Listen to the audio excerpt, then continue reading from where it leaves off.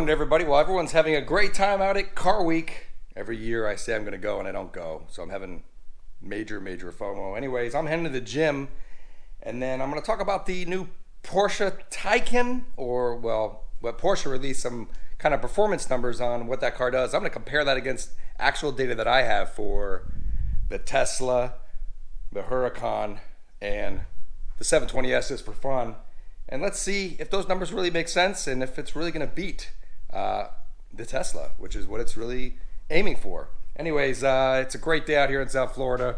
Actually, it's really hot. So I should be taking the Tesla out because we're talking about that, but I haven't had the 720S out in a while, so I think I'm taking the 720S out.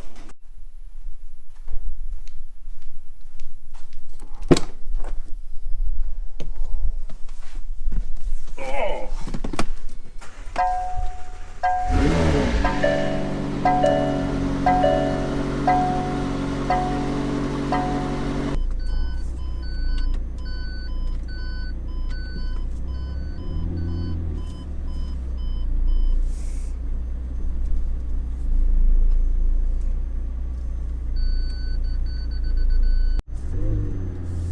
All right, so I'm off to the gym. Let's talk about the Taycan versus the Tesla. I'm doing leg day today. I need some serious help here, but anyways, let's get it done. And I'm beeping because I'm low on tire pressure and I'm low on gas. Let's see if we get those beeps to go away. So anyways, as you see, Porsche came out with a video that they let someone test their new Porsche Taycan, and their big route was that they made 30 0 to 200 kilometer per hour runs, and it didn't fade in performance. So that's 0 to 124.2 miles an hour, and the reviewer had a VBOX in the car. So what he was doing is running it and recording the 0 to 200, and they weren't comparing it against other cars, but I got a ton of messages all over from a lot of people comparing it to the Tesla, saying it's going to beat the Tesla, Porsche's going to kill it, and all sorts of things. So let's talk about that. First of all, yes, they did 30 runs, but they didn't do them back to back. So I saw the review. They did it, they talked, they did it, they talked. So back to back, they didn't do. And they said performance came in for the 0 to 200 kilometers per hour. Hold on. Whoa! Cold tires means a lot of spinning in the 720S. So anyways, they said the range was 0.8 seconds from best to worst, and it was coming in at a best run of like below 10 seconds. So let's give that a 9.9 from 0 to 124 miles an hour. So let's compare that. And another thing they were saying is that 0 to 100 kilometers per hour, which is 0 to 62 miles an hour, was coming in at under 3.5 seconds, which isn't great. I mean, the Tesla just kills that 0 to 60 time. So let's give that an estimate of 3.1 seconds to 62 miles an hour. We're going to compare that against the Tesla. I'm going to compare that against my Huracan, or actually I'm going to compare against the new Evo we just tested at the drag strip. And also I'm going to throw in the McLaren 720S that I'm in right now to compare those kind of acceleration numbers. And look at this, we got a Corvette Stingray in front of us.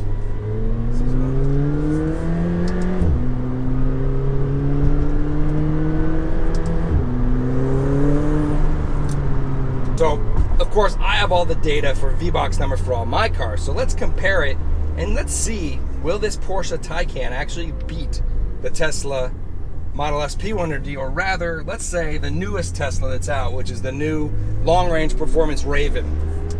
And I have data on that from my Tesla Adventure. He sent me his VBOX numbers for him going down the quarter mile. So I have that data. I have the data on the Evo and the McLaren 720S.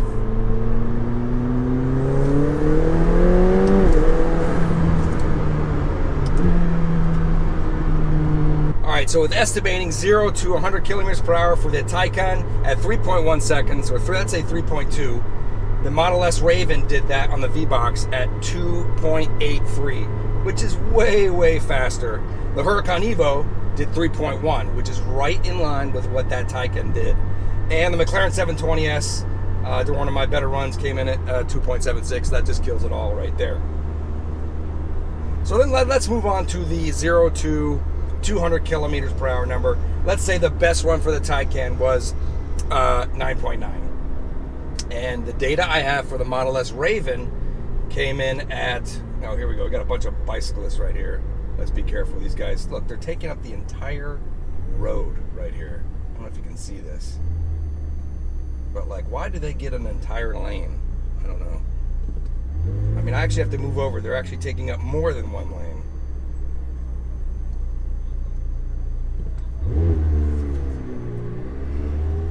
All right, so we got 9.9 to 0 to 200. The Model S Raven did that in 10.3, and the Evo did that in 9.9 as well, and the McLaren 720S did that in a whopping 7.2 seconds. So what does this data actually mean in the real world? The big question here is, can the Taycan beat the Model S to the quarter mile? And I'm going to say no, it cannot, because if you look at these numbers that I'm putting up right here, you can see that the numbers line up really well with the Evo, and that did 10.6 at 130 miles an hour, while the Raven did 10.5 at 127. So yes, it seems like the Taycan has more top-end pulling power, which I'm not actually surprised by, because if you think about it, the Taycan actually has a small transmission or a couple of gears in the back. It's got 2 speeds in the back. That's going to enable it to multiply that out and accelerate faster on the top end. However, the big question is, for me, will it beat the Model S in the quarter mile? And I don't think so. I think when you have a 0 to 60 time or a launch time that's that different from 3.1 to 3.2 to 2.8, it's not enough top end power to pick that up. Especially by looking at these numbers that I have, where the Huracan Evo did 10.6 to 130 miles an hour versus the Tesla's going 10.5 at 127. So at the end of the day, I don't think the Taycan can beat the Model S to the end of the quarter mile. On the top end, yes, I think it might be a little faster. Now, that being said, I don't even know when this Taycan's coming out. You know, we're talking about a car that might not be out to the end of next year. And if you think Tesla is going to be sitting on their butt, not doing anything with the Model S, I kind of disagree with that. So I think, you know, as it stands right now, if that car came out, I don't think it's going to beat the Model S. And I think that Tesla's got some more stuff coming around the corner. All Tesla has to do basically is put the Model 3 batteries in the Model S. That'll enable more power, more top-end power, more repeatability as well. Because as you saw, as a response to that Porsche video, someone in a Model 3 went actually out and did a bunch of 0 to 60 tests 30 times or something like that to show that the Model 3 did not reduce performance either. That's a cool test all in all, but at the end of the day, 0 to 60 is not even close to doing 0 to 124 miles an hour. I think if you took the Model 3 out and did 30 consecutive or somewhat 0 to 124 mile an hour runs, that it would probably decrease in performance.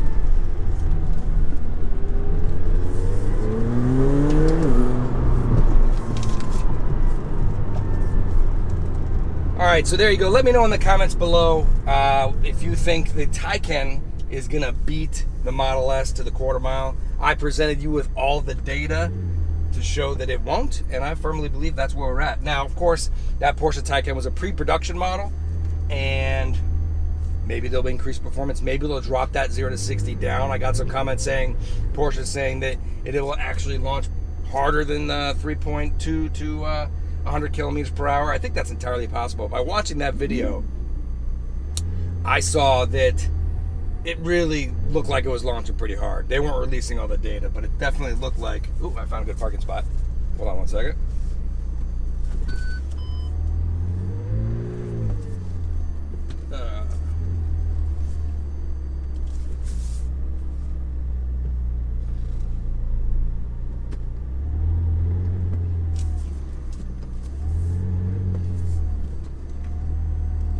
All right, so there you go. Thanks for watching. I'm here at the gym. It's leg day. I got a lot of work to do here, and I'm pretty jealous of all my buddies out of Car Week checking out the new Lambos and Bugattis and all that kind of stuff. Next year, I'm definitely got to make it out there. But anyways, there you go. Benchmarking numbers, a lot of bench racing with Model S Raven, Huracan Evo, and the Porsche Taycan. I'm actually pretty excited to see the Taycan come out. I'm glad to see someone actually pushing for it, giving Tesla a run for its money. And as I said, If that car beats the Tesla, I'll buy it. So of course Porsche said they're already sold out for all 20,000 units, but maybe I can snag one anyways. There you go. Thanks for watching. Hit that subscribe button. We are testing my friend's Gladiator Jeep with the Hellcat swap motor with 800 horsepower. I'll put up a little clip of that doing a burnout. We're gonna hit lunch later on today and do some testing with that. I hear Stradman's getting one. This thing looks pretty badass.